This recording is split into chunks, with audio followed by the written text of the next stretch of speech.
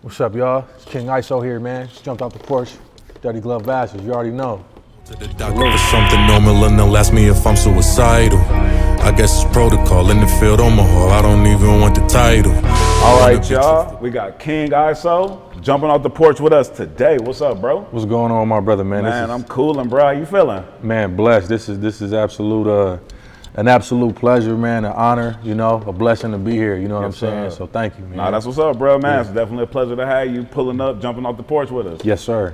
I gotta start it off, man. Is this the illest nigga in Nebraska? That's what they saying. That's what they be saying, you know? Yeah, you man. feel me? You know, it's funny, bro, because, you know, I come from a city, you know, Milwaukee, where every time I meet somebody, they ask me, is black people in, you know, in Milwaukee? Like, is flavor, like, where you from? Yeah. How often do you get that, bro, when and you've moved around, been on tours, like, all around the world, bro? Yeah. So how often do you hear that? All the time, you know, and you know, it is what it is, but I feel like with the, you know, with the rising scene, you know, music, sports, it eventually changed, but it's like, Omaha is one of them cities where it's like, if you know, you know, you know what I mean? And it's, man, we everywhere, you feel me? So I'm like, look at me, you know, right, you know what I'm saying? Like, it's like we obviously, you know. Yeah, nah, so, for real. It's some real ones from Omaha. It's some real soil there. Come on, man, Malcolm X, you know, just to name one off the top of my dome, you know, like, like Omaha's like that. Yeah, nah, I could dig that, man. I remember when I saw Belly and, you know, seeing the cat with the perm. We get that bullshit all the time, man. And they met the man rolling up on him. You know what I'm saying? Is this the illest nigga in Nebraska? Like, Tech be saying that shit to me all the time, man. Shout out Tech too, but I could dig it. And then Terence Bud Crawford. Yes, he's from Omaha, Nebraska too. The bro, he's legendary, man, and he deserves it 100%. That was so dope to see, and he's a humble cat too. Word. And he's like that. Yeah. So it's like, man, I'm not gonna lie. Like watching him give his speech after the Canelo fight, I was like, it was perfect. I'm like, bro, really deserves that. You know what I'm saying? Nah, I definitely respect bro, and the way that he will move up and down weight classes to, you know, make sure he's fighting the best fighters and all that. He ain't running away from nobody. Right. Yeah. Man, I'm talking about. It was surreal to see, and I remember hearing behind the scenes because me and my buddy, man, my personal trainer, his name is Chet. That's his strength and conditioning coach. Okay. So I was talking to him, and there was like potential rumors of like a Canelo fight at first, and I was like, damn, like I wonder if that'll really happen. Then to see it happen, and then to see the end result, you know what I mean? I was like, oh wow, this is big. This is big for not only boxing, but the city. You know, for sure. Shout out, Bud. And he handled business, bro. Like he controlled that whole fight. Yeah, he's like that.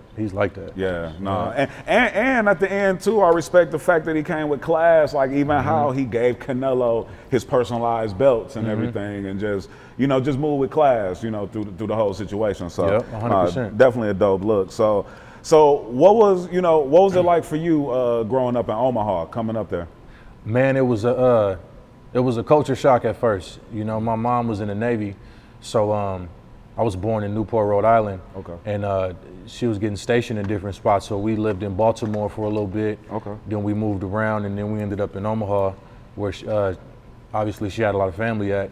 And I just remember like all of the different cultures from, you know, the East Coast, West Coast, the South. I was like, damn, it's like it's such a mixture here. You know what I mean? The different styles and different influences. So like to me, I've always said it's like the literal epitome of a melting pot. Yeah. That's what it was like, you know? Nah, for sure. And I feel like a lot of the cities in the Midwest have that same type of vibe. Yep. A lot of our family is from the South, you know, and then like you say, you have so many people moving to these Midwest cities because like most of the Midwest cities are built off of either the country land or the factories. And so, you know, a lot of people like in the 70s, 80s, you know what I'm saying, even early 90s maybe, were moving to a bunch of these cities to take on these factory jobs and all that. So you have so many different cultures in one spot. 100%, yeah. And Union Pacific being where it's at too. You know, just the whole system of moving stuff around agriculturally and anything else wise. I was like, okay, that played a big part. So I'm like, that's probably why a lot of people here. And then obviously the air bases out there. You know what I mean? Big military presence out there. So I'm like, okay, I get it, and I can see why my Dukes ended up there. You know what I mean? So I'm like, okay. Yeah. And so you had to learn to adapt, you know, to just new, you know, when it comes to friends, when it comes to the city you in, when it comes to schools, things like that. Do you felt like that, you know, prepared you for the life that you even live in now? That's crazy. I've never been asked that before. That's a dope question, and I can honestly say yeah, because at first I'm like, damn, we picking up again, you know? Like I remember leaving Baltimore and all of my friends on the block that we stayed on, and I was like, damn, I'm never gonna see them again. You know what I mean? Yeah. And I just remember I remember in the back of the car, like looking out the back of the window, like, damn, this is wild. But my mom, she's always moved around. She's always like, she picking up and go. She like still to this day, she's retired, but I'll call her like, where you at? She's like, I'm in Hawaii, let me hit you back. She's like that, you feel me? Yeah. So I feel like I got that travel bug and also that ability to adapt wherever I'm at in my environments because of my mom, for sure. Nah, for sure. That's what's up, man. And you know, what was the household like, bro? Like, were you know, was music something that you tapped into early? Were you into sports? Like, what was your lifestyle like? You know, so definitely a musical household, just in the sense of like my stepfather. He big hip hop head, so like we roll around, and I ended up taking like all of his tapes and stuff like that, you know, like E40 cassette tapes, Tupac cassette tapes, Ice Cube cassette tapes, you know what I mean? Then his little CD jackets, I would take them and just listen to them and stuff like that. And that's how I really, really got into it. But my mom, she would take me to church, and one of the pastors there, he had gifted us an organ. Okay. You know what I mean? So I would just mess around at the piano, and then it had like some little different like sound settings on there, and I would just mess around and play by ear. So I kind of got started young, and I wanted to actually play piano for the church, but it didn't end up happening. I think my mom ended up having like a falling out with the church or something like that. You know how that goes. Yep. So eventually I just started jumping in and just, you know, writing here and there, and then one thing led to another. Yeah. Word. Now I could dig that. And you know, it's interesting, man, because in a few of these interviews I've been having, church has been coming up, and I've been talking about how I feel like most of the best artists somehow, some way, were tapped into church at an early age. Your story being interesting because you didn't necessarily play or sing in church, but were given an organ, one of the dopest instruments, you know what I'm saying? Especially when it comes to, I mean, like this hip hop sound. I mean, like, man, we would hear how Pimp C would, you know, kill that organ, or, you know what I'm saying? People like Mike Dean, like he was nice with the shout organ. out Mike Dean. Yeah, for sure. N.O. Joe, like a lot of different producers, you know, from the music that we have come to love. Like that organ has been like the central, you know, piece to it. Can you speak to how even, you know, becoming more musically inclined that way, like helped you to, you know, sort of set the blueprint for yourself musically? Yeah, so just seeing how they would run their program, you know, like I really wanted to be a part of it, obviously, when she separated from that particular church, and just kind of focused on herself for a while. Prior to that, I just was like, man, checking out the drummer, I would always just be super locked in, like I just liked how they ran their program, and I just liked the sound of it, you know what I mean? Then obviously she didn't want me listening to, she was like anti the type of, you know, if it wasn't edited, she wasn't going, but I'll go get the explicit versions, and then the CD Walkman, boom, bam. I had to, remember the Home Alone joint? Yeah, I had one of them, but I'll go put the cassette tape in there and go duck off like, oh, that's what Pac really said, okay, you know what I'm saying? So it was like, you know, eventually, man, I'm, you know, and I got to give a shout out to my older cousin, my brother Snake Lucci. He was upstate, but he was telling me he wanted to do the rap thing. You know what I mean? And we're not even like related like that. I just call him my relative because his mom and my mom were best friends. They were there when I was born. You know, you know what I mean? Literally, he was there when I was born. But he was rapping over the phones. And he was like, yeah, man, when I get out, I'm gonna go to a studio. I'd never been to a studio before. I'd never seen, you know, people messing around with instrumentals or anything like that. So I went and I was like, oh, then I started getting a better understanding of how the music was created, just on the audio standpoint, you know what I mean, or recording standpoint of it. So I had already had my influences prior with messing around, being self-taught on the piano and, you know, having little different settings, like, oh, they had like a little string setting, you know what I mean? Yeah. E-piano, this, that, and the third on there. So I'm like, man, eventually I want to take a stab at trying to make beats. And, you know, long story short, after my brother took me to the studio, showed me how to count, you know, bars and measures and rhyme schemes, and, you know, I'm like, all right, I'm gonna start producing. Word. So that influence played a major part. Word, that's dope. Yeah. So you were in church watching them play, and you're actually seeing in real time, like, okay, the drums, okay, the keys, the bass, okay, the bass. So you actually are, and probably not even knowing that you're like really understanding how to, like piece it all together. Piece it all together. Exactly. And so from there, like, did you produce first, or were you writing rhymes first? I was writing rhymes first, and there was this website, you definitely probably remember, SoundClick. Okay, yeah, for sure. Yep. Absolutely. So we was getting instrumentals off of SoundClick, and the guys we were with, they were saying that we had exclusive rights to the beats, but we didn't. Yeah. You know what I mean? And we found out when we went and did a show one time, and some cats that went on before us had the same beat. So I was like, oh, this ain't gonna happen again. Yeah. So I ended up, I don't know how I got my hands on FL Studio, but I got a little demo of it, and I was like, oh, I'm already familiar with how to put sounds together. I could, you know what I mean? Like, I was cool with, you know, understanding pitches and different, you know what I mean, chords and stuff like that. Yeah. So I just started trying, boom, like, okay, boom. And they were good, but I only had stock sounds, you know?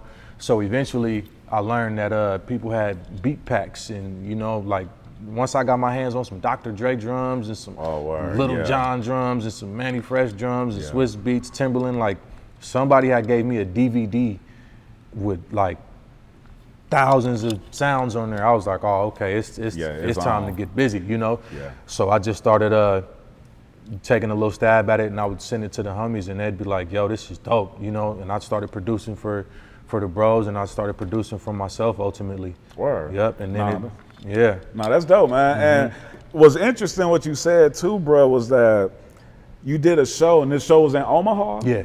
Yep. Now, how crazy is that for you to be on SoundClick and pick a beat, and then somebody from your same city had picked that same beat? I mean, it was definitely we was on the World Wide Web, so that's crazy, you know. Yeah, that's what I was like. That's exactly what I said. I was like, man, what are the odds that this beat that we have, this same person picked, you know what I mean? But it also let me know how popping SoundClick was. Yeah. And I was like, okay, if this is the wave and everybody's going this way, we need to go this way. Yeah. If we're gonna get a beat from one of these producers, which is crazy because there's two producers I ended up meeting like in this stage of my life. And I tell them like, Bryce, the jack your beats all the time. You know what I'm saying? Jomesius was one of them, and this cat, Adaptability. I was like, I used to take all y'all beats. Like, you know what I mean? Download them and go make songs to them, throw them on like a little throwaway mixtape or whatever. But that's full circle right there. But to take it back, like, I was like, I just don't want that to happen again. I want our sound to be as different and as organic and our own as possible. Word. Yeah. Now, I want to take it back to you growing up, too. Were you living on like an army base type of situation, or were you living in a true neighborhood? Yeah, in a true neighborhood. So what she would do is a good portion of the time we would have babysitters, and or I would go stay with my grandma. Yeah. And she would bounce out for a good portion of time at a time, and then she would just come back. So she was doing everything she could to take care of the home front. Okay, word. Grandma house, that's where it's at. 100%. Yo, at what point would you say you jumped off the porch? Man, I would say 13 years old. Okay. Soon as I became a teenager, man, I thought I knew it all. Couldn't nobody. What's that? The Kanye song? Can't nobody tell me nothing. That's how I felt. And you know, I got into a lot of trouble, and I learned a lot. And you know, I thank God for all of the blessings and knowledge that came with that for sure. Now, growing up, did you have? I know you said you had your cousin, best friend, big brother. You know what I'm saying? Who also he when he got out, you started working with him, and he's featured on your projects and everything too. My day one. Nah, that's what's up. Besides him, did you have any other OGs or mentors that were kind of like schooling you to the game as you was coming up? Yeah. So my actual relative, his name is Frog. He was taking me to studios and stuff like that too. He was older. Like the music scene was popping. There was a couple cats out there. There was like there's a group called Game Time that was doing their thing. Afterlife. There was this, you know, there was this scene, and he was a part of that scene. So they started taking me to these shows. I wasn't even old enough to be at these shows. You know, sometimes they would have shows at the strip clubs and shit like that. I'm 13, 14 years old. And they bringing me in there with them, and they're like, "What y'all got this little motherfucker doing in here?" And I'm just soaking up game. And it's like, "No, he with us. I'm talking about like, you know. And I feel like that was my cheat code, because they were so heavy on the scene, Frog and the rest of them, that they would just walk me into places that I had no business being in. So I was just chilling. They're like, okay, and that's how I ended up getting my earlier shows. Word, okay. So you soaking up game, and you really seeing like what, like this what it's like. This what cats is doing. You know what I mean? Like when you making moves on your own. No, I could dig that. So when Snake Lucci came home, y'all started working together. You producing and everything. At what point did you know that this was something that you could really do, and something that you wanted to really put your time and energy into? So he ended up funding my first ever album that came out, and we knocked the whole album out in 06, and then we put it out in 07. We did some shows because he had a record that was done at the same time that I had helped produce. Called River City. That was his album, and we did like a show. I forget where the show was at, but it was like, I think it was like some competition. I think it was like this big skateboarding company, because he was big into the skate scene too. And he had got me into the skate scene too. And it was a big old show, and we had dropped the album. We went out there and we did it. It was a different scene that I was used to too. You know what I mean? And I was like, man, the response was dope. People was buying the album, and we just was like, you know, we would go to Ames. You know, Ames is like one of the main streets in the city. And everybody was out the trunk. You know, I always say that out the trunk era is the best. And I had my Caprice Classic, man, and we'd go to Ames and just sell them out the trunk. And I'm like, once I seen that people was buying it, I was like, damn, like we can make money off this. Like we could, like, essentially, like if we do this the right way, we can make a living off this. And this is before obviously streaming and stuff like that, which I feel like that was the better era, you know. I'm like, damn, I just made $10. If I do this 10 more times, I do that 100 more times, you know what I'm saying? Then it was like t-shirts, and I'm like, oh, there's a whole side of, you know, multiple revenue streams that come with this. I wasn't doing it to make money. I just was doing it because obviously it's my passion. But once I was like, people were telling me I was dope, they were like, you can definitely go places with this. I'm like, all right, now I'm gonna lock in, because when I was trying to figure out the career path I wanted to go to, you know what I mean, and really, really lock in and move through, I was like, whatever I choose, I wanted to take care of my family. You know what I mean? So I was like, okay, if this is gonna pay the bills, essentially, I could do this. And it's what I love to do, because a lot of us, you know, a lot of people don't get to end up doing what they love to do for a living. For real. So I'm like, if I could end up doing what I love to do for a living, then let me do this 100%. Nah, that's real. I just posted something on the gram this morning, just showing appreciation for being able to wake up every day and do what I love. You know what I'm saying? Like that's, a lot of people don't get that benefit, and a lot of people don't understand the work that it takes that you have to put in, and the sacrifices that you have to make to be able to get to that point. You know, like 100%. It takes a lot of sacrifices. Let me ask you this, the vibe of Omaha when it comes to hip hop, when it comes to the culture, are people more tapped in? Like, is it more street music vibe? Is it more like people into the conscious and backpacker vibe? Like what resonates more with like the people in Omaha? I feel like it's a scene for everything there. Word. And that's one thing I did notice. Like if you go to a lot of the shows out there, and I would say it's a lot different now because of certain things that have happened, which like certain venues weren't messing with hip hop for the longest time because, you know, some people might have lost their life at a show, you know, or they just was like, you know, we tired of this. And for the longest time, man, like the rap scene kind of was like, you just had to get lucky. But it's so mixed. Like a lot of these showcases, you'll have 3-4 backpackers on there. Yeah. Then you have some of them goons in there. You know what I mean, doing their thing. And then you might have an R&B singer here and there. And then you might have somebody who, you know, off into, you know, the rock and roll side of things, but they still dabble in the hip hop thing. Yeah. And that's why I always said it was a melting pot. Word. So it's literally something for everybody. You know. Yeah. No, I can dig it, man. And when you were first coming up and you know, making these decisions to take music seriously, man, did you ever think that you get to the point where you be doing a song with The Rock? Never. I mean, that song Face Off, you know, with yourself, Tech N9ne, and Dwayne The Rock Johnson. That song, it went crazy, went viral, you know, all over the place. And The Rock was like really pushing it and promoting it, bro. Yeah, you know what's wild, man, is that wasn't even the initial plan, you know? Like it was an idea that Tech had just to have The Rock talk at the back end of the song. He wanted The Rock just to come in and say something like, yeah, face off, The Rock, peace out, or something like that. Yeah. When we got done with the song, and he was like, I don't know if The Rock have time to do it. I think he was shooting a movie at the time, might have been like Black Adam. Okay. Or you know, he got 1,000 movies. So I'm like, it's The Rock, you know. So schedule is insane.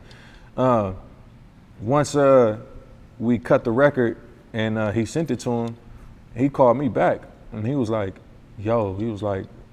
he said he don't want to talk at the end. He want to rap at the end. I was like, oh shit. You feel me? Yeah. I was like, if this motherfucker rap at the end of this song, and I was like, him just being on the song is just gonna do something crazy to it, because The Rock, he's, you know, essentially like one of the biggest, if not the biggest actor, you know what I mean? Yeah, he's so polarized and just all the way around, yeah. So I'm like, and I know that the love that he has for Tech is real too, because he would just post Tech shit. Yeah. I remember, just sidestepping real quick, get right back into it. Sure. Tech had put out an album, and I vividly remember this first time telling this story on camera. He put an album out, and I remember he sent a text thread to all of these other famous people he knew that did music, and he asked them to post the album. You know what I mean? He was like, "Can y'all help post and promote the album?" And a lot of them didn't. Okay. And The Rock just did it organically. Huh. And I was like, that right there, that let me know what type of individual The Rock was off the rip. I was like, damn. Yeah. And it went up. So piggybacking off that, when he was like, I don't know if The Rock would talk at the tail end of it, I was like, bro, he fuck with you. I was like, he's gonna do it. So once The Rock did his verse and he sent it, and then next thing you know, we got a campaign going, he was on it. You know what I mean? Tagging me, tagging Joey, who else? Who's the other cat on the song? Joey Cool. Yeah, he's tagging everybody. The numbers is going up. The engagement is going up. Even after the song came out, he sent my kids a whole wardrobe. You know what I mean? And myself, just off the love. Yeah. You know what I mean? Nah, that's ill. Yeah, because The Rock, he would regularly just doing workouts, be posting Tech N9ne, and talking about how he was one of his favorite rappers. When you were growing up, were you into wrestling? Hell yeah. Hell yeah. So it's full circle for me, because I'm like, bro, you don't even know. Like, you know what I mean? Like, I used to get in trouble for emulating y'all at school, you know, jumping off desks, and trying to rock bottom motherfuckers and shit like that. So I'm like, this is super dope. And the fact that he hit me on a personal note afterwards to send my kids clothes. He didn't have to do that. He could have just been like, I did enough with pushing the song. Yeah. See y'all later in life, you know what I mean? If ever. Yeah. Much love. But nah, he hit me like, yo, just want to say much love. Send me your address. I got a gift for you, you know, and your kids. And I'm talking about, it was like an early Christmas. Word. So many boxes, I couldn't even get out my front door. Damn, nah, that's love. Yeah. Nah, for real. So you know, going back to you know, early in you know, in your rap career and getting started, was there a particular song or a particular project that just like really made noise for you that let you know, like, man, I made the right decision? Oh, like that I had put out? Yeah. Okay, yeah. So there's an album that I did. I would say my first album, but I'm not gonna lie, man. Like there was times after my first album where I would question if, you know how it goes. You know, when you first dabbling and you first try, you like, man, is this really what I'm supposed to be doing? And you go through your ups and downs, but then you have that one that really does hit. And for me, that was a project called the Insanity Plea. Okay. Yep, and that was like my first like really like uploaded and pushed project on the net. Okay. And I was running around with this with my bro Twisted Insane. Okay, yeah. Who's out of Dago, you know, and the response from that let me know. I was like, this, okay, we really might have something. Yeah. I did little shows and little, I wouldn't even call them tours, you know, like spot date runs or quick little 3-day runs here and there. Like we go to Des Moines, do a show, we go here, do a show, Sioux City, do a show, come back, which is all an hour, 2 hours within, you know what I mean? So then it would get to the point where I start rocking with Twisted Insane, and then next thing you know, we on the road. Yeah. And we hitting places I ain't never been, you know, like to do shows. Like Denver is probably, if not the biggest market. We doing shows in Phoenix, we doing shows.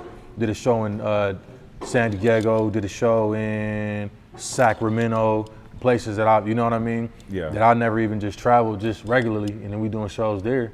And the response is crazy, you know? And people, you know, I'm sitting there like, oh, like, that was my first album that I ever had chart on iTunes. Okay. So now I'm getting royalty checks, and I'm like, yo, I could pay the bills with this. You know what I mean? It became a shift, even just in my household. I'm like, yo, this is starting to pay off. You really saw your life changing from this dream that you had been chasing.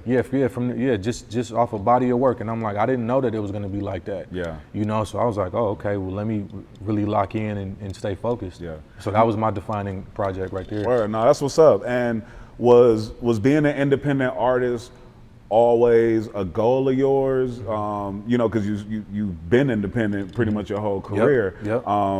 Or like, did you have aspirations to, you know, get signed to a major, you know, early in your career? Yeah, honestly, when I first started, like I'm talking about before I even really knew what I was doing, I wanted to be over there with Dre. You know, at Aftermath. You know what I'm saying? That was like the first. That was the first style of beats that I ever made. All of my earlier stuff sounded like it was catered to that sound, because I was just, the way I learned to produce, you know, like I said, I learned how to play piano by ear. Yeah. I would just emulate everything that I heard. So I would play, you know, 2001, and I'd be like, all right, I'm gonna make a beat that sound like Egos, or a beat that sound like this.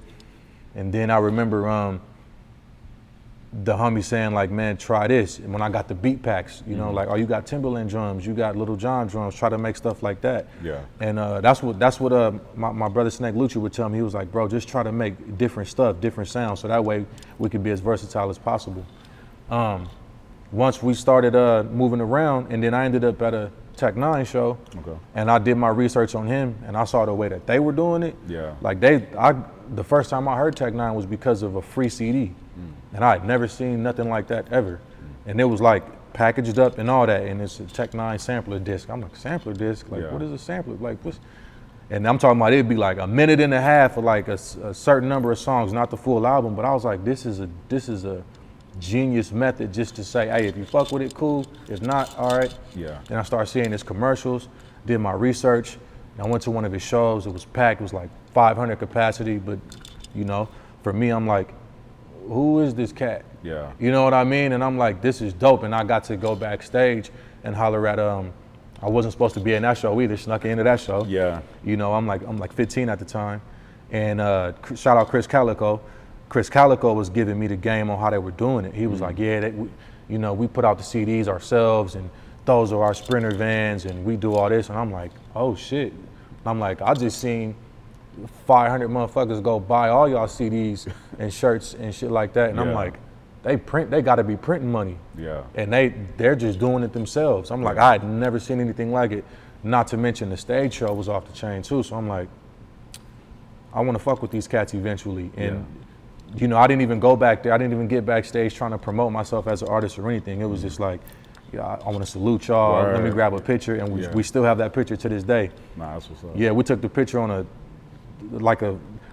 the thing that saved the pictures. It was like one of the earliest HD cameras, but it had a floppy disk in there. I had to put that, you know what I'm saying? To put that in the computer, and then, you know what I'm saying, and email it to myself.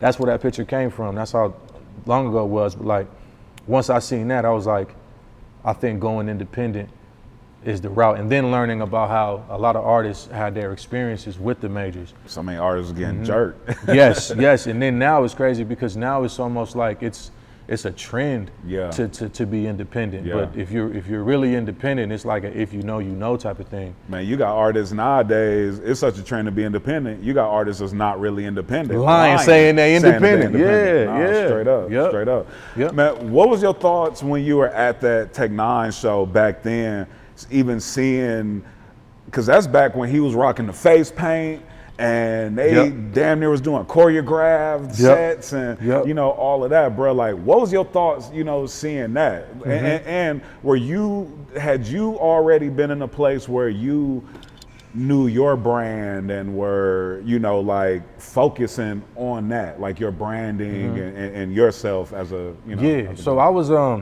obviously I was still finding myself, you know, I still had school in the morning, you know what I mean? So like, my deuce was mad about that, you know, but I seen it and I was like, number one, like I said, I'd never seen anything like this before ever in my life. Yeah. This crowd of people, everybody knew all the words. I'm talking about they crowd surfing. It's one of the most mixed crowds I've ever seen. You know what I'm saying? Like he had this style, then he would go do this style. You know, he had some hood shit, then he had some rock shit. I was like, oh, okay, I see what bro's doing. And then I was like, oh, okay, this is why being versatile is gonna work in my favor. And it's just a good thing just to be versatile overall. Yeah. So I was like, that show definitely did change the course of how I did move and wanted to be ultimately as an artist, for sure. Nah, that's what's up. And when did you have your full circle moment when you were able to actually connect with them and even get signed to Strange Music? Yeah, crazy enough. After that show, his agent at the time, I did give him a CD after that of like 3 or 4 songs that I had on there. And he ended up in Trav's office, and I was the first. That's crazy. I've never told this story before, but like I was 15. He ended up getting back after that tour, and his agent was sitting with Trav, the CEO of Strange. And I remember I called him, and he was like, "I'm sitting with Trav now." And I remember Trav was like, "We're not looking for artists right now, but you know, who knows? You know, maybe later in life." And that's exactly what he said. They ended up separating though. The cat who was the agent at the time, so he was like my plug, my way in. So I was like, damn, I don't know what ended up happening. They just went their separate ways. 10, 15 years later, I'm on the road with my guy Twisted Insane, and Tech said he had heard about me. And you know what I mean? And this is like, I'm not even trying to, I'm with my group, it's called Brain Sick Music, and we just doing our thing. So I'm like, yeah, you know, I had already seen the independent hustle and how to do it. So we out there with our t-shirts, we out there trying to route our own tours and doing it like that. And that's tough. It's super tough, because some nights it might be a couple hundred people. You break even. Some nights it's 10 people, you know. And next thing you know, I'm hearing rumors when we in KC, they like, Tech about to pop out. And I'm like, Tech pop out? Like, yeah, he in the back of the building. He want to talk to you. I'm like, go back there. He like, yeah, you know, but it's crazy because Tech don't even remember, you know. Obviously, you know, I don't expect him to, but I'm like, this is wild. He like, yeah, I'm here to see you. I'm here to see you do your thing. So next thing you know, he come on stage and he's watching me do my show set, and I'm trying to, you feel me? I'm trying to sauce it, as, you know, as much as I humanly can. And after that, he gave me his number, and he's like, you got way too much talent. And he was like, you're ridiculously dope. Everybody's saying you the new me, you the new Tech. That's what they saying. I'm like, it's like, fuck out of here. That's what they saying. He was like, bro, that's what they saying. So I had to come see what the fuss was about. I'm like, this is crazy. So I do appreciate all the fans that were, you know, obviously spamming him or whatever, you know what I mean? Sure. You know, and saying, hey, you need to go check out ISO because it happened. And then also too, I do got to give a shout out to my brother Ritz, who's from out this way. Okay, yeah, shout out to Ritz. Yeah, he ended up telling Tech too, because me and him met on that same tour, and I ended up in his room when we was freestyling. Yeah. And he was like, you need to go fuck with ISO. Word. And that was one thing that Tech said too. So that was my full circle moment, because I was like, you don't even know that I tried to come rock with y'all when I still had to get home in a decent time where, you know, it was up at the household, you know what I'm saying? So I was like, damn, this is wild. And then for him to say he was a fan of what I did, I was like, this is wild. He didn't even know how much he had influenced me already. That's so ill too, bro, because that's just a testament to, you know, I always say, like, you never know when, you know, God's divine timing is gonna come through for you. Facts. And it could be that one day that you don't go hard at your craft, and that you don't, you know, it could be that one day that you say, you know what, I'm not gonna do it. And that could be the day that you miss out on changing your life. Can you speak to just how you were able to maintain, you know, your drive and your focus through these years to, you know, keep going to these shows and it maybe being 10 people at them, going to some of these shows, you barely breaking even. Like, how do you keep pushing through? Man, it just, I just knew all it took for me was to see one good night. You know what I mean? I feel like we'd have one good show, and I would be like, damn, if we can get every show to look like that, and I'm talking about when we were on the road at the time, that would be like 100 people, you know what I'm saying? Yeah. And I still feel that way still to this day. I'm like, 100 people show up to see you, that's a blessing. I don't give a fuck what you doing, you know? But I'm like, damn, 100 people showed up, how much money we make? We sitting there counting the bread from the shirts. I'm like, bro, we made, you know, 1,500 just off this, what we make off the door, okay, boom. Okay, we make off CDs, okay, boom. And I'm like, this is crazy. And then some nights these markets, it's like, shit, it's only 10 people and we might sell 2 shirts. And we might have to piece up on a hotel and gas and all that, you know what I mean? Yeah. But I was just like, man, if it can happen there, it can happen here. We just got to find a way to grow this market. So like every market I'm in, I'll make sure I shake everybody's hand. Like we're supposed to do these meet and greets where it's like, you know, if they pay, then they can sit there and chop it up with you. But I'm so thankful that they might catch me standing by the van. I'll jump out and shake their hand. You know what I mean? I'll jump out and talk to their kid that wasn't old enough to get in the show, because they might have heard my shit on YouTube and their 6 or 7 year old might be a fan or something like that, and they're like, yo, my kid listens to you too. And I feel like that's important. This is gonna grow the markets over time. They're gonna remember that. Yeah. Like, he didn't act too big-headed, or he didn't act ungrateful. You know what I mean? My son had a big ass shirt of his on, you know what I mean? Yeah. And I'll be peeping that shit, and I'm like, man, eventually they're gonna tell their friends, they're gonna tell their friends, and it's gonna grow the way we need it to be. So there are times when you do get discouraged on that road, and you're like, man, I don't know what the fuck we doing. I don't know why the hell we here, but we're gonna do it.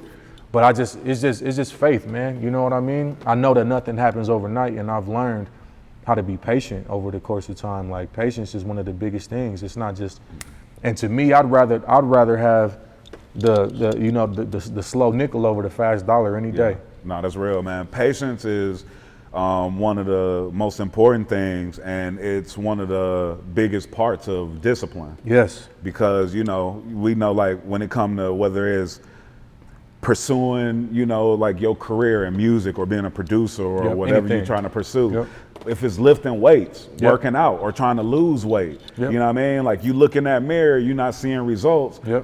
But after 90 days, you'll see results. You know what I mean? After story of my life. Yeah. So that patience is, you know, the most important part of it, and like the strongest part of being a disciplined person. And, you know, and consistency. Yes. Consistency for sure. That's what I picked up on. There's markets now where I used to go and do shows, and it would be, you know, maybe 10 to, you know, between 10 and 100 people. And I'll go back to them same markets now, and it's 400, 500 people, you know, full capacity, and still growing, you know. So, and this hasn't been an overnight thing. This has been over the course of 5-6 years of just doing it independently, you know, without getting just, you know, $3-4 million on a radio campaign, or, you know, and getting thrown in front of these big crowds just off the love. And not to mention, yeah, Tech has done his thing. Tech has built it from the ground up. I'll be with people that he was with that say, you know, that took him to his first shows in California or whatever, and he only had 10 people in the crowd. Now he goes back out there, thousands, you know what I'm saying? Yeah. But I've watched them do that in Sprinter vans, and I watched him still move that way, you know? And I'm like, one thing I've always wanted to show my label is that I can do the same thing essentially. Not saying like, you know, and not in a competitive way, but show that like I'm willing to take those steps to build rather than just coast off of what this man has done. Yeah. Like I'll go do my own tours. I don't want to ride Tech's coattail. I don't want him to just, you know what I mean? I don't want to piggyback off this man because this man worked hard for everything that he has. Yeah. So I want them to see like I bring value to the situation. So I've had several successful headlining tours. And when somebody, you know, lends their platform or gives that opportunity to, you know, allow you to stand on their platform to then grow and develop yours, it's so important, and it'll make that person even more inspired to want to, you know, help you more, put in more work with you, and, you know, all of that. Yep. What's some advice that Tech has given you, you know, throughout this time that you've worked together, and or what's something that maybe you've just seen as you've been around him that has inspired you and helped you to continue to grow your brand? Man, ultimately the way he just cleaned up his lifestyle. Him cleaning up his lifestyle is one thing that I've really seen, you know, and I've always hung around older cats my entire life, you know, even the cats that brought me into the music. I was like, shit, I want to fuck with people who know more than me, who have more experience than me, because essentially that's going to be my cheat sheet. You know what I mean? Yeah. Like, and I listen. So watching how he, you know, he was out there, you know, multiple drug usage, you know what I'm saying? The shit with all, you know, women problems and stuff like that. He would always tell me, he's like, bro, get real out here on this road. And I've always experienced that, you know, like being on that road is so crazy to where like, if you don't have a certain level of discipline and just self-control, you can get lost in the sauce super quick. Yeah. You know what I mean? I've seen people change after one tour. You know, like just, you were this way when you left, you were this way when you got home. Yeah. You know what I mean? You got a whole problem you need to fix and you're just lost in the sauce. You're not focused, you're diving into this and that. And ultimately what it's gonna do if you don't have that type of control or discipline, it'll destroy you and things at the home front. Like what's really important, you know what I mean? We're here to put on a good show. We're here to show these hardworking people who paid their money to get in here that we're gonna do our job, you know what I mean? And we're gonna be professional about it and we're gonna make it home in one piece. If you're not moving like that, you're not conducting yourself like that, the people know. Yeah. And now we're in the internet age where people will be like, this motherfucker showed up 2 hours late, was drunk, didn't know any of his words, like that, you feel me? Like they'll say something about it. And Tech is such a technical dude, even on stage, to where if you're not performing at the best of your ability, they're used to that top tier level of professionalism and performance. So you gotta do your shit right. Yeah, nah, for sure. And throughout your career and your music, you've been very transparent. You've been pretty much an open book when it comes to, you know, you sharing some of the things that you've gone through in your life. You speak on, you know, battling and overcoming addiction, homelessness, as well as even attempting suicide. Can you speak to, you know, I know you were just mentioning how Tech was someone who you saw who was able to like get himself cleaned up. How are you able to overcome addiction? Man, I would say there was a point in my career, and this was like right before I started running around with Twisted Insane. I was homeless at the time. Me and my bro Tabo, that's who I got with me today. Shout out my brother Tabo.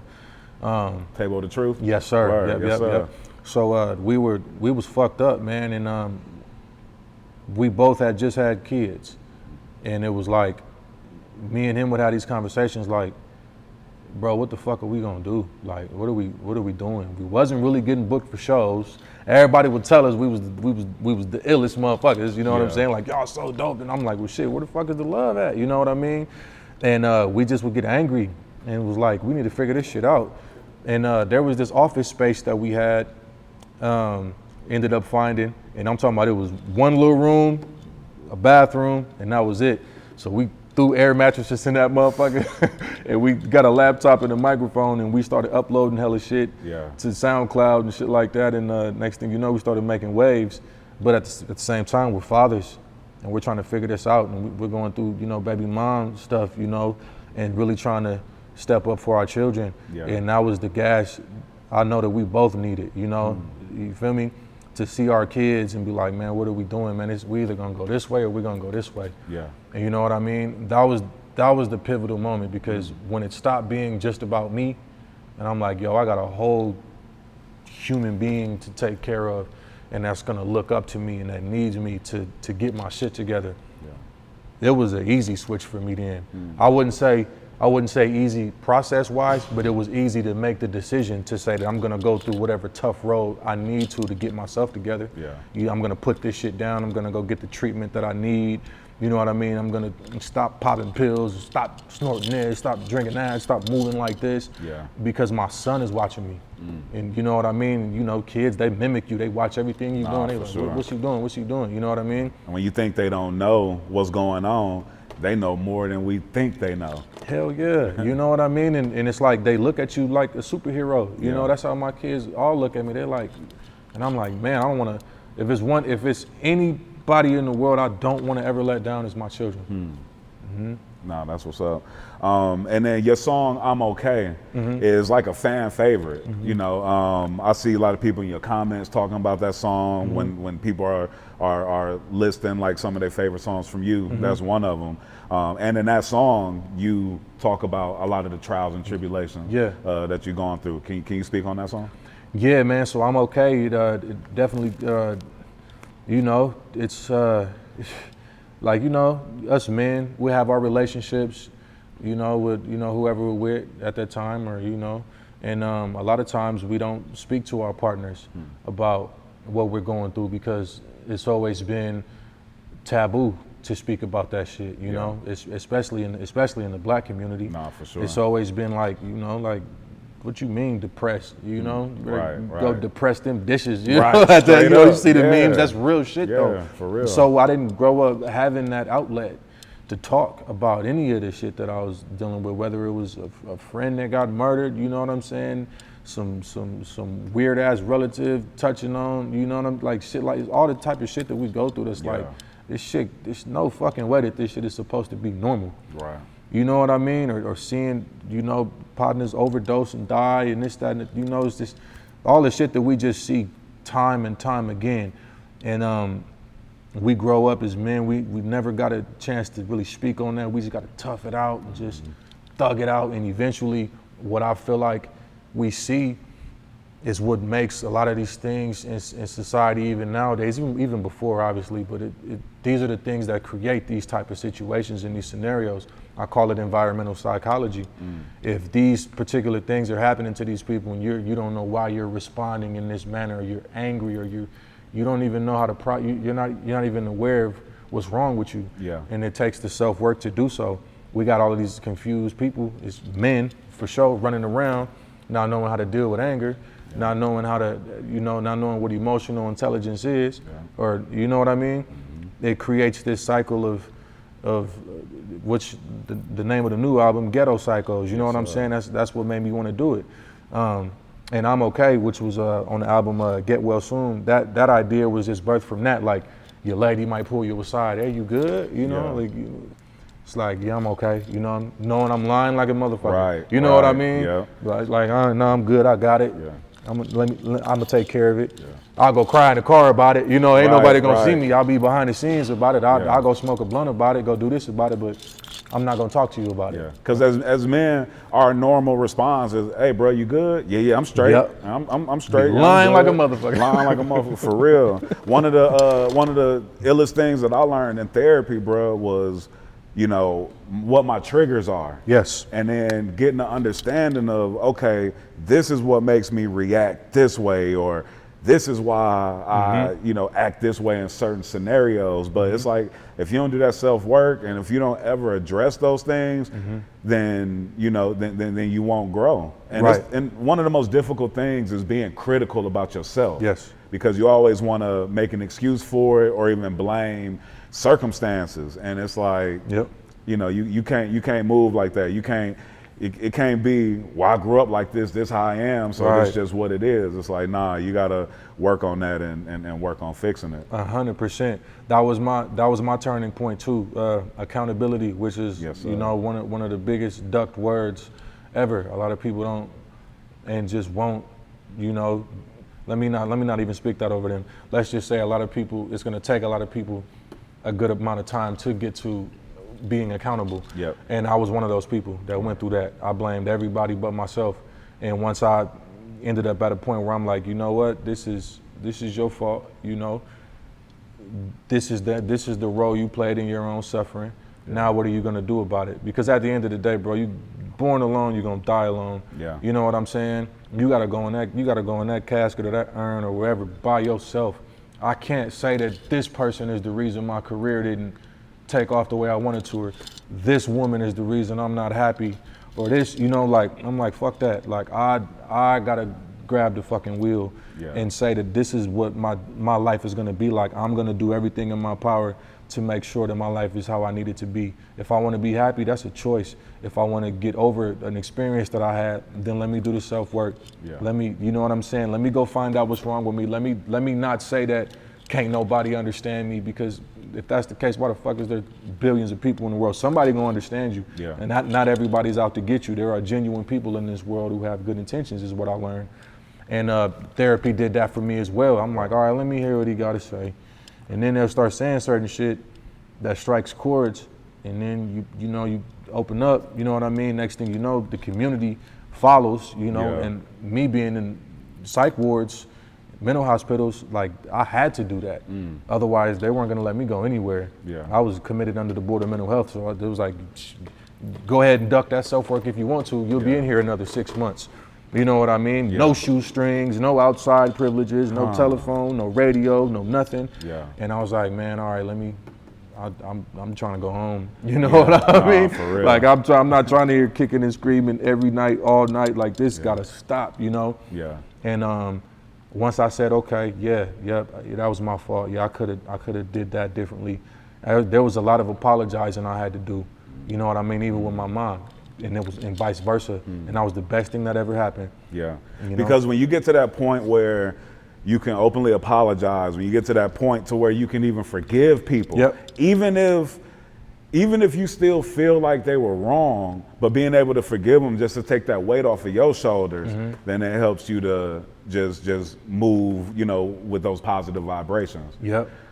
Was that on the Get Well Soon project where you had the skits where you like on your way to therapy, but then like you run up on the cat? That's Ghetto Psycho. That was on Ghetto Psycho.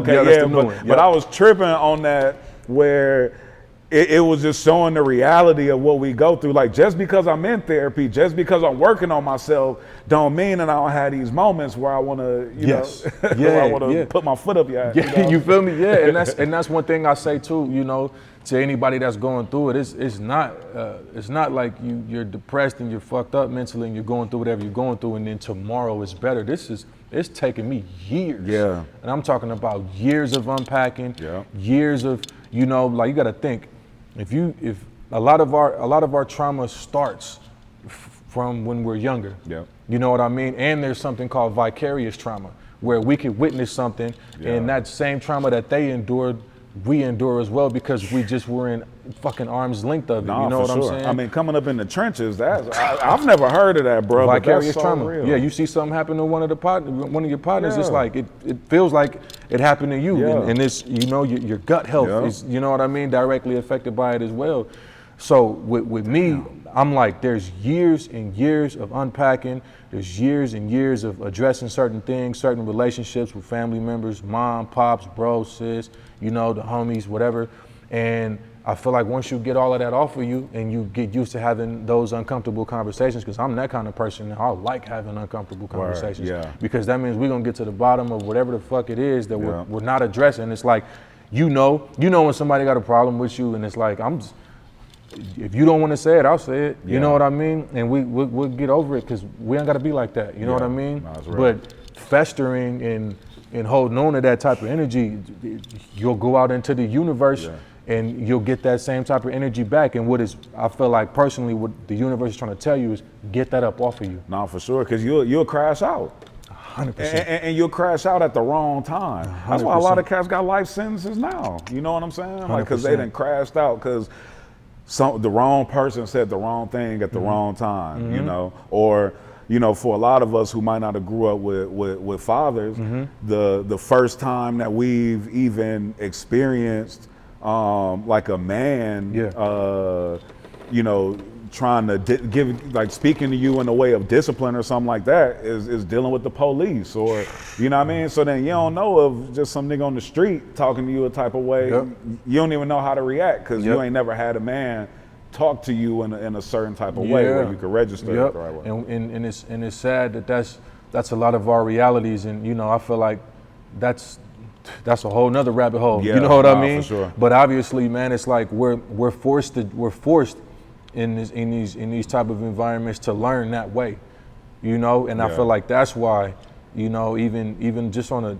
a mental health aspect and you know, unknowing or knowing mental illness that you may be facing because of these specific conditions is why it is the way that it is, you know. So I just was like, man, I just wanted to be the person to start the conversation with my brothers and sisters. I just wanted to be the person to say, hey, you know, I'm fucked up too, you know, and this is what happened to me, you know, like, you feel me? And everybody that I've spoken to, man, we can relate it. We have some similar type of situation or some similar traumas.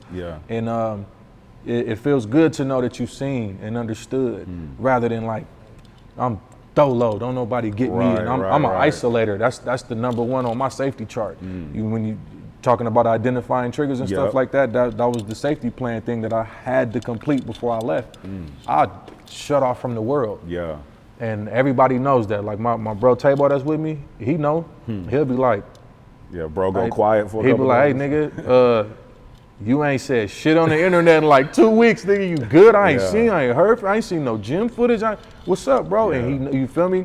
And it's important to have certain people around you that understand that, because these are the people that's gonna be your safety net. I can't get through this shit alone. I have to have the right circumference of people. I have to have the right surroundings, you know what I mean?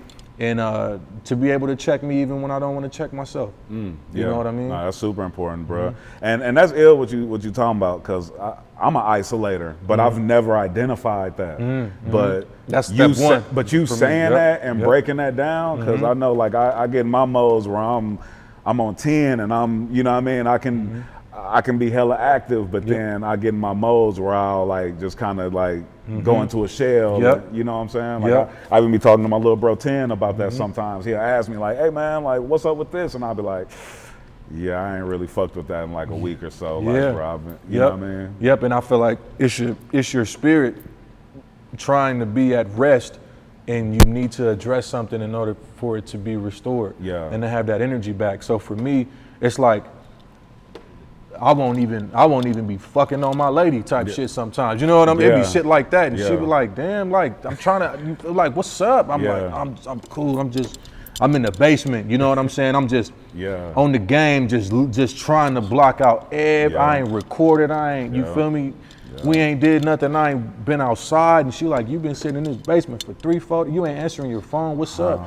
And I'm like, all right, okay, I'm fucked up. You know, I feel like I'm. You know what I mean? But back in the day, it was like, I was sitting that for a long time, and then when you add drugs and alcohol, and then you do decide to go out and venture into the world, you fucked up, you angry, you're on 10, you're on edge, and you start making impulsive decisions because of some shit. Somebody might catch the brunt or whatever the hell you got going on mentally. You know, in your relationship with your kids, you just never know, which is another reason why I've recently become super considerate and patient with whatever the hell I might bump into in the world. Yeah. Versus like I see somebody being weird on some weird shit and I'm immediately returning energy. Yeah. Nah, because I'm like, I don't know what the hell this motherfucker going through. Because I remember when that was me. Yeah. 100%. I remember when I be in Walmart like tripping. You know what I'm saying? Yeah. And I'm like, now I'm in a, you know what I mean? I'm in a self-realizing state. I've done a lot of self-work and I've healed a lot of shit. I'll be like, damn, like I feel sorry for that brother or that sister. Yeah. Like I could only imagine what it is and I wish them well, you know? No, that's real, bro. And I don't mean to make this part of the convo long-winded, It's okay. but damn, I can relate to it so much because I remember I was caretaker for my mom a few years ago when she passed.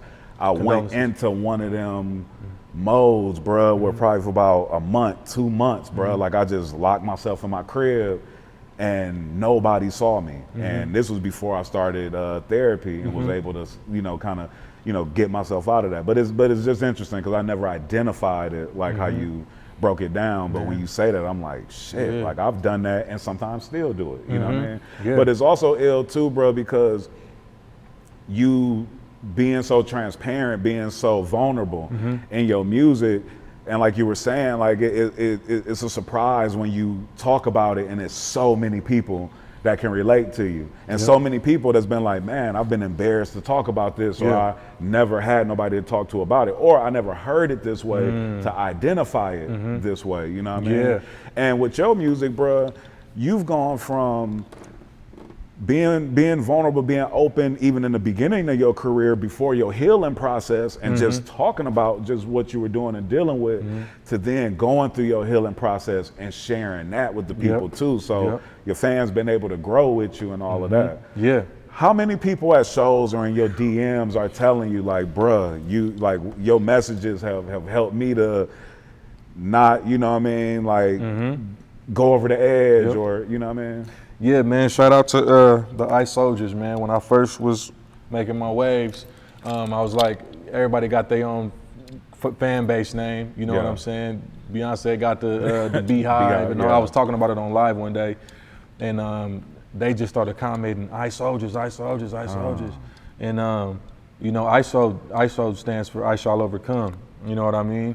So they all know that, like they are army of overcomers, whatever they're going through, any adversity, they can get through. There are an overload of messages from people that say, they had a gun to their head and they put on one of my songs or they watched an interview or something like that and they were like, that made me stop. Yeah. And I'm like, I really don't have words sometimes for that, even like in person, like they'll cry on my shoulder for 5 or 10 minutes. They done bought everything off the merch table. They done spent $400 on merchandise. Yeah. Like I just wanted to show support and love because I was, they had a meth addiction for 5 years. They were homeless. They lost their family. They were really going through it. And they say, your story inspired me and now I'm clean. I got a new car, I got a new job. Look, here's my son. They holding their kid, and I'm like, damn, I to play even a small role or what they may feel is a big role, because there's people with King ISO tattoos up and down their body, face tats, portraits, everything, and I'm like, this is more than any monetary amount could ever, you know what I mean? You know what I mean? And that's when I learned, I feel like I'm one of those people who, at a young age, I just wanted to know what the hell my purpose was. I would be like, God, what am I doing here? Why do you have me here? Because I'm going through if this is what you know what I mean? So now, ironically enough, I thank God for every experience I had. For sure. Because I'm learning that we go through what we go through so we can help others. Yeah. You know what I mean? We become more self-aware or just educated on just how the world is. This shit ain't all rainbows and you know what I mean? Yeah. It's just, and I feel like the hard times that we go through, they make the good times that much more appreciated. You know what I mean? Yeah. We can appreciate them more. So everything that I've been through, I'm like, this shit did nothing but work in my favor in the end. Yeah. You know what I mean? Because all this did was just create a whole ecosystem of support of people going through the same exact shit that come to the shows and say that they love us and they're gonna be there for me. It's like anything I could ever need. So I can make a post right now. I need a mechanic. They're like, hey, I own a shop. I'm a big fan. Bring it to me. Yeah. You know what I mean? And it's like, damn, like, and they're like, how we talking? Like, they're like, yeah, man, damn, I relate to you. And I'm like, damn. At the time when you're going through shit, you like, why me? Right. You know what I mean? I used to ask that question, like, why me? Yeah. Like, now I'm like, okay, what is this teaching me? You know what I mean? Yeah. No, rather than play the, you know, victim role, like, okay, what can I take from this that I could apply, you know, to help myself and anybody else that may be going through this situation? Because I know I'm not the only one. Yeah, because it's not what's happened is happening to you, but it's happening for you. Facts. You know, man. Yep. Real spit. 100%. Real spit. Now let's talk about your project, Ghetto Psycho. Yeah. So I gotta ask you your song, Concrete Boxspring. Yeah. With Don Tripp. Yeah. It sounds like from the story that you was talking about with Tato, with the Tabo, I'm sorry, with the mattress on the floor. Yes. You know what I'm saying? Yeah. Like that's the Concrete Boxspring. Yes, for real. 100%. Yep, and that's what I meant. Like, you know, like we was really on that concrete, man, just with nothing. And even the song too, because I say, what did I say on the hook? I'm like, the devil will get you because you don't see him don't mean he ain't looking. Yeah. You know what I mean? And I said fuck is a box spring. I had the concrete back in the day when I needed a cushion. My soul is intact. Just because I made it don't mean that he took it. Yeah. That's what I'm saying. Like, you know, a lot of people, when you start having success, they'll be like, oh, I don't know what people's obsession is with thinking niggas sold they souls to have success. Like, somebody's doing good in life. This nigga had to do a deal with the devil. You know what I'm saying? Right. I understand there's some weird shit going on in Hollywood, which I don't know nothing about that shit. You know what I'm saying?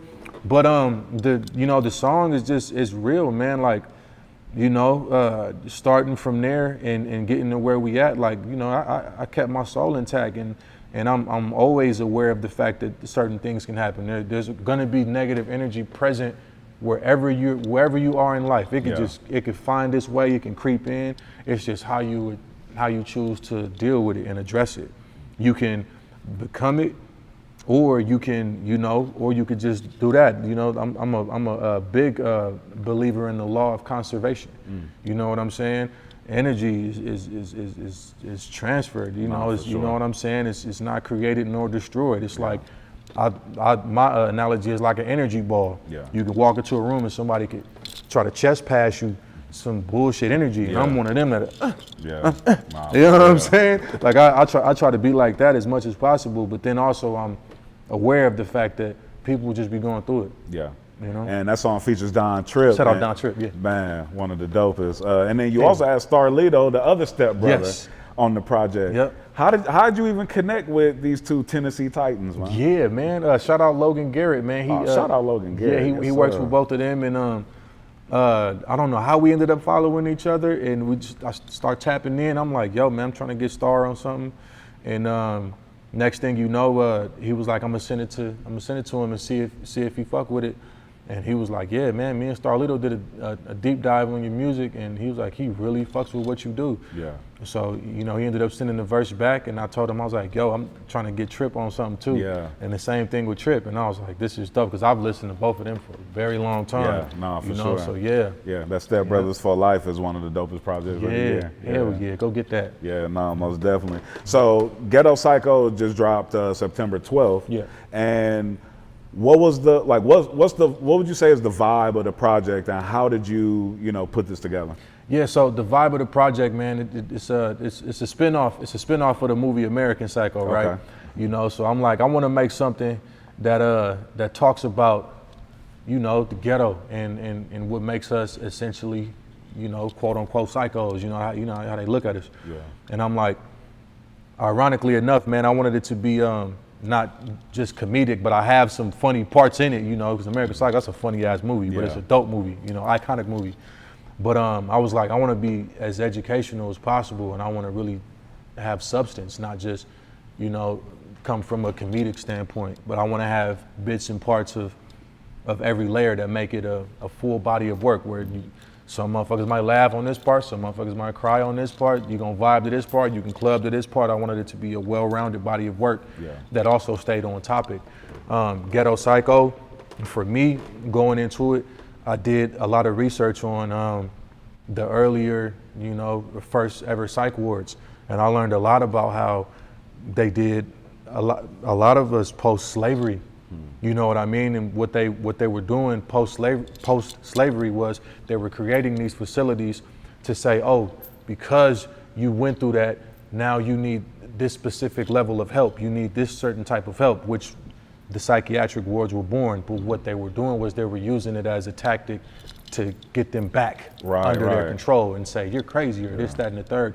And like a medical jail type of thing. Yes, that's exactly what it was. And you know what I'm saying? And that's what they were doing. And I'm like, damn, this is how the psychiatric system was created. Yeah. You know what I mean? They used what they essentially put us through against us. Yeah. And I'm like, this is a very, very critical part of our mental states, even in the conditions now. Because if it started like that, then just imagine, because you go from systematic in that particular regard, then you go to environmental. And I was like, I have to create a body of work that touches on this. You know what I mean? Yeah. So it's like, it's not just about where we're at, it's the whole programming to deal with what we're going through as a subsequence. You know what I mean? And I'm like, this is why the cycle spins the way that it does. It was literally the architect, you know what I mean? Like, they like, y'all made it this way, you know what I'm saying? And just outside looking in, you can say, oh damn, okay, it all makes sense now. Can you imagine being a slave that's like, all right, y'all cool, y'all bounce out. Then it's like, next thing you know, you in a psych ward and they doing all of the wild, tactics that they used to do, straight jackets and all of that stuff. I read they did some horrible shit to them. Wow. Just to say, yeah, this is what you need to do. Right. Like, and it was a way to maintain control. Yeah. And a lot of people were, obviously, they didn't want slavery to end. We know how that goes. And it played a major role in the earlier just treatment centers that may have not even been on that type of time, but this is how they started. This is what the people was on. So now look at it. Yeah. You know what I mean? Nah, for sure. Environmental psychology. That sounds like this show that was on Netflix called Supercell. That was about all these black folks that had sickle cell. And they were saying that particular gene was making these people sick, or they were actually having superpowers from it, but they were putting them all in these psych wards. But I need to see that. But it's all black people. Like, I gotta watch that. I can peep that. Yeah, it's real dope. Supercell. What you just described made me think of that show. Yeah. Why'd you make the project 24 tracks?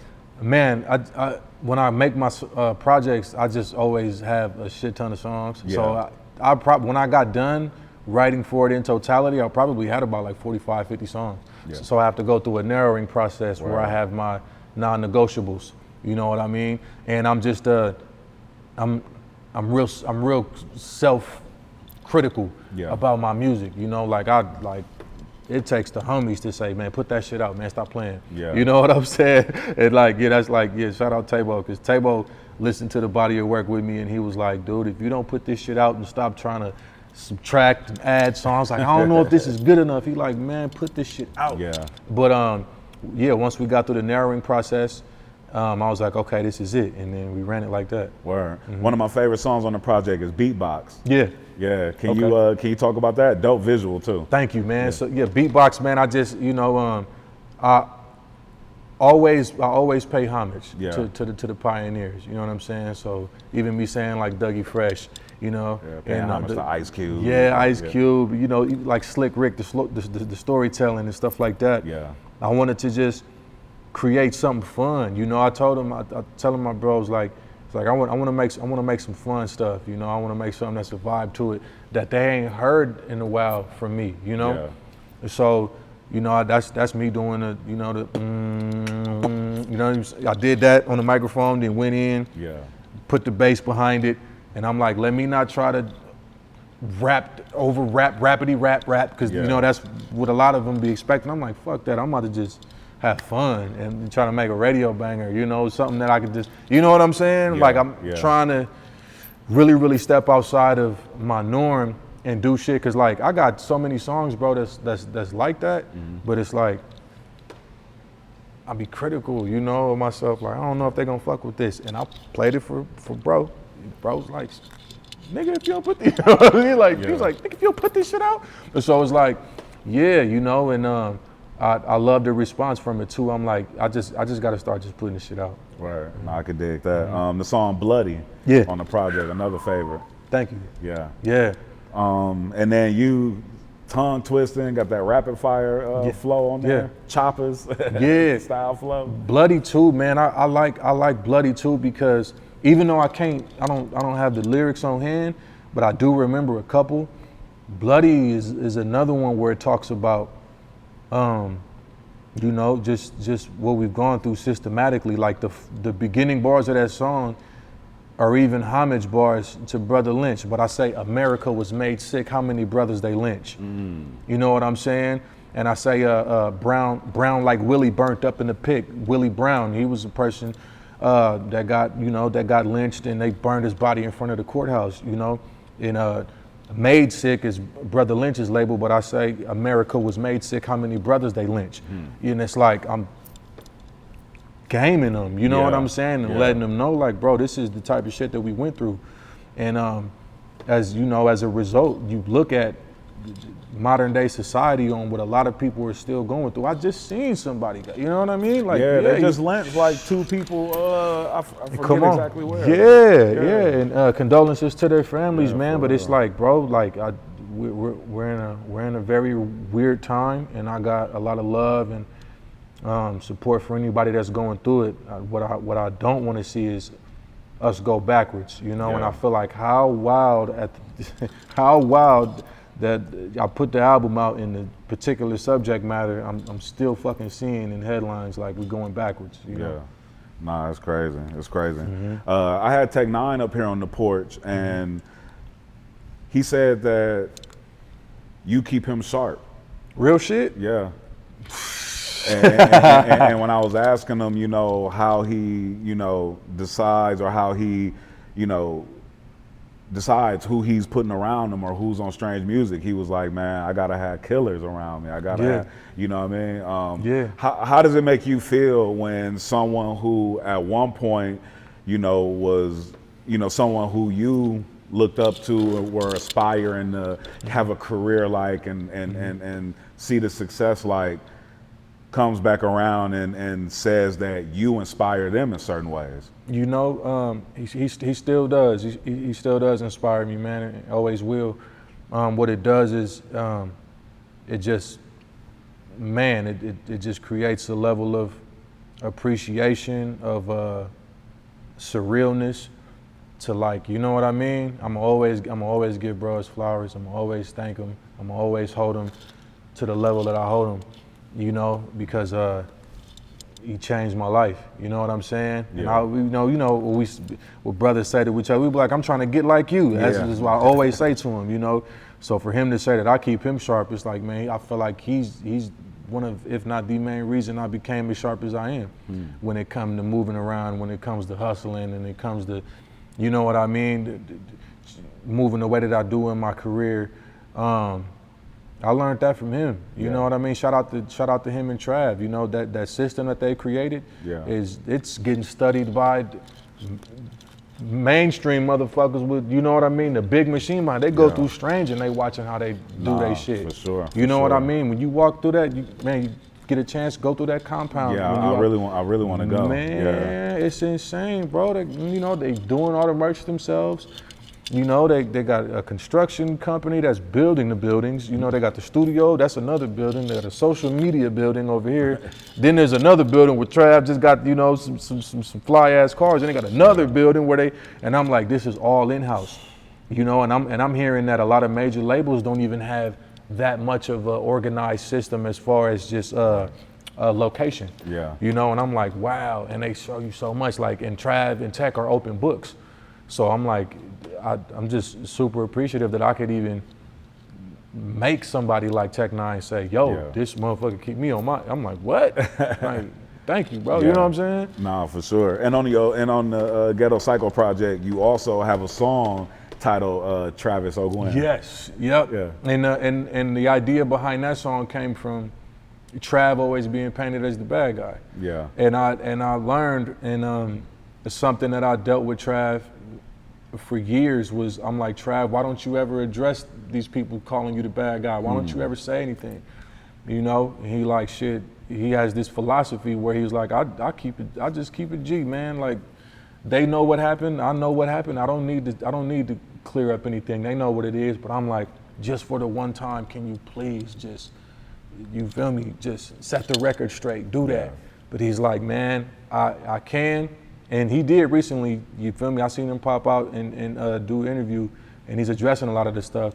But for the longest time, I was like, what, like how can you get to a point in your life when you at peace, when you just don't want to address certain shit, you know? And I know you can't address everything, but it's just certain shit I feel like, hey bro, you might want to say something to this motherfucker. You know what I'm saying? Yeah. And I get it, some people, they just looking for a reaction, but I feel like what happens is people will start to run with a narrative. Yeah. You know what I mean? Like everybody that I was bumping into, they was like, Trav, you fucking with Trav and them? Like Travis.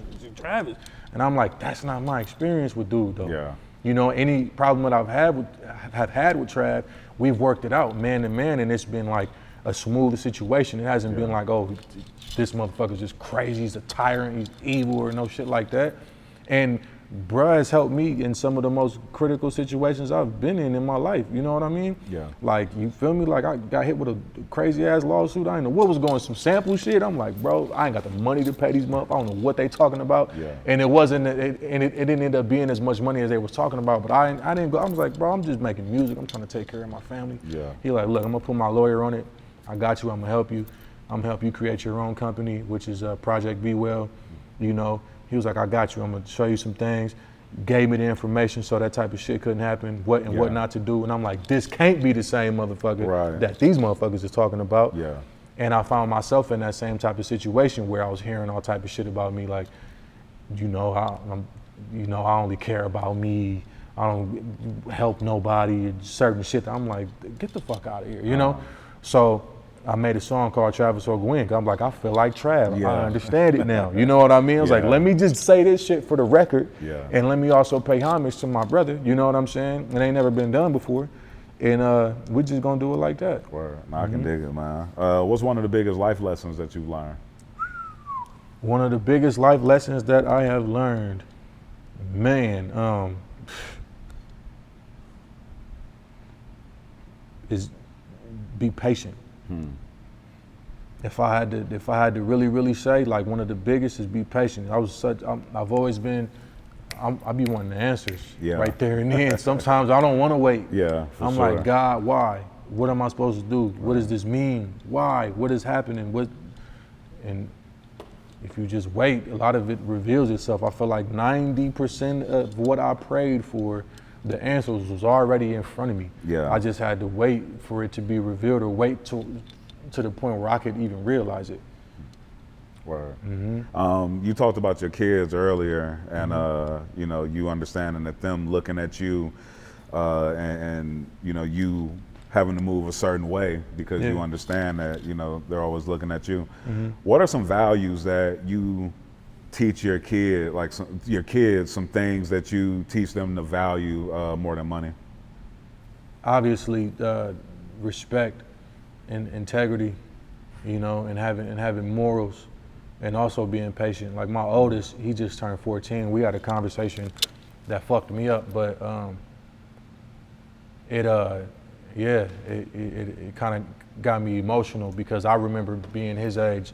He just turned 14, but this was like last year, and he called me and he was like, he just wasn't feeling all right. He wasn't feeling good, and he was like, Pops, he was like, I don't know what the fuck my purpose is. I don't know what I'm doing here. He was like, I'm like, man. I said, and it's crazy because it's like, I was like, what I heard, I heard me talking. Yeah. I was like, that's exactly the type of shit I used to say to myself. I didn't have that type of open communication with my mom or my step pops, you know what I'm saying? Because they're like, boy, if you don't get the fuck out my face, you know what I'm saying? But I loved him, but that's just kind of what it was. And I just was like, son, you have so much time. You have so much life to live. He like, I want to be somebody. I'm like, dude. And he's looking at you. Yeah. And so he has to live up to, what you've built and what you're doing. Yeah, and to be fair, man, he doesn't have to, you know, he doesn't have to compare his life to mine. You know what I'm saying? I told him, like, bro, you are amazing the way you are. You are a dope individual, man. You know what I'm saying? He be balling. You know what I'm saying? He's just good. And I'm like, don't be in a rush and stop feeling like you have to do something and, you know, just over the top incredible or you mean nothing. Because a regular person that's, you know, just a person that's working a 9 to 5, do they have to feel less than somebody who owns the company? Right. No, they don't have to feel that way. They can be completely fine and okay with it. I'm just working taxpaying citizen, and I just take care of my family. Shit, that's respectable as hell, because a lot of people don't. You know what I'm saying? A lot of people don't take care of their fucking kids or take care of business. So to hear my son be like, he's bashing himself, and I'm yelling affirmations at him. I was getting ready to do a show in Colorado Springs. I'm on stage in 5 minutes, like, you ready? I said, hold on, man, I gotta take this call. I'm in the bathroom, like, say I'm a king. Say I'm amazing. Say that I can overcome anything. Say that you know what I mean? Like, I'm yelling this at him with tears falling down my face, and he's doing the same thing. And you know, all right, I gotta do the show. You know what I'm saying? But like, that was one of the wildest moments of being a parent, was hearing my son sound exactly the way that I did. And that's so amazing for you guys to have that type of relationship and that open communication where he's comfortable to come to you with that, not ball that up inside and, you know, it come out in a negative way later on down the line. And he's explaining, man, I was just trying to amount to something or trying to define myself. You know I told him, you got so much time, man. And it's crazy because I remember, like, come on, man, if you can place yourself back to when you were 13 years old, imagine how much time. You know what I mean? While we feel like we're in a rush to hurry up and do something. Even nowadays, I feel like I'm still taking my time, because I'm like, man, I still, sometimes I go through the same thing. Like, man, when is it gonna connect? You know, I wanna I wanna buy mom the mansion. I wanna do this. Am I running out of time? Like, patience. Let me just be patient. One thing I do not argue with is God timing. Yeah, that's real. Yes, sir. What else you working on right now that you're excited about? Man, so obviously building the company up, Project Be Well. I got some artists on there. Shout out to Tabo the Truth, he's with me. My guy Matt Phoenix, who engineered my album. He got an album out. He's super dope. My brother Snake Lucci, he's got some stuff out. You know what I'm saying? There's another Cash. He's doing his thing. Venom. Stay Dripping, she's a part of the team too. Tech N9ne talked about her too and was saying that you were working with her. He mentioned her, saying she was really dope. Shout out Venom. Yeah, man, so we just building up the company, you know, Travis helping me do our thing. And also, the reason why Tech ain't on my album is because we getting ready to do this collab album. So he created a group, me and him, it's called Tyrac. You feel me? It stands for the intricate rappers are coming.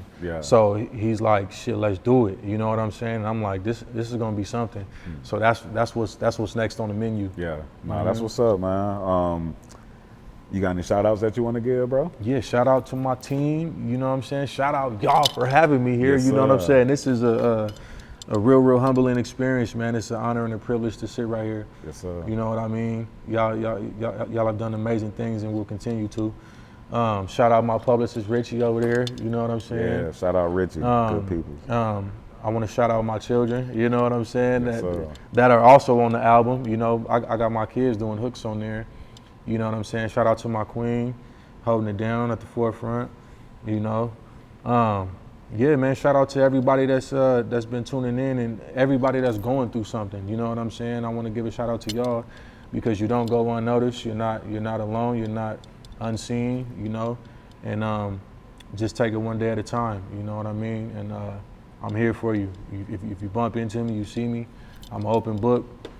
We'll hug it out, you know what I mean? I'll tell you, keep going. Nah, that's what's up, man. Hey, and if you was having a tongue twisting contest, you know what I'm saying, with Rich. Shout out Rich. Man, shout out Rich, you know, Tech. I heard, I love the song Self Destruct with you twisting Rich. One of my favorites. But have you ever had like a tongue twisting cipher with like some of these cats? No, but you know what? That would be dope. That would be super dope. And I've been talking to Tech about doing another worldwide choppers. I said, bro, I feel like it's long overdue. Yeah, for sure. You know what I'm saying? Because you got, and I feel like he's done. He's worked with a lot of them, but it's just like I feel like it's just that time again. You know what I'm saying? Maybe that'll come on y'all project then. Man, you feel me? And I need parts. Yeah, come on now. I need parts. I'm trying to get on there. I seen the last one they did. Richie didn't Worldwide Choppers just go platinum? Yeah, Worldwide Choppers is platinum. You know what I'm saying? And I'm like, somebody's listening. You know, they like that. It's a real iconic series that Tech has started.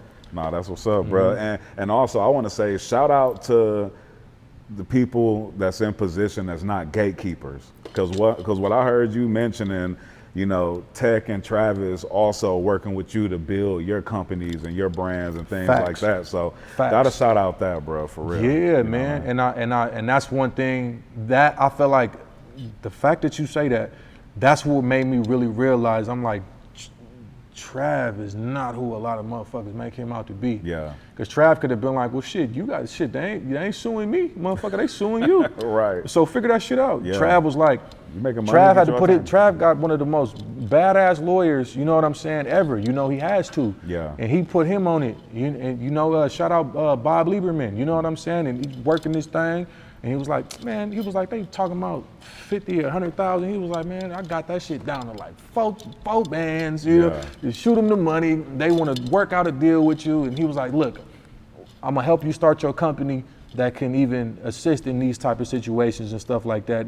He was like, is there any idea you got? And I was like, well, I got this idea called Project B. Where he was like, well, come meet with me and my team and we're gonna put this together. Like Trav did not have to do all of that. He could have just been like, well, we paid them and it's gonna come out of your project. Yeah. You know, which a lot of people go through. You feel me? You fuck up and don't get a sample cleared. They gonna be like, well, shit, we just gonna need that on the back end, brother. Yeah, for real.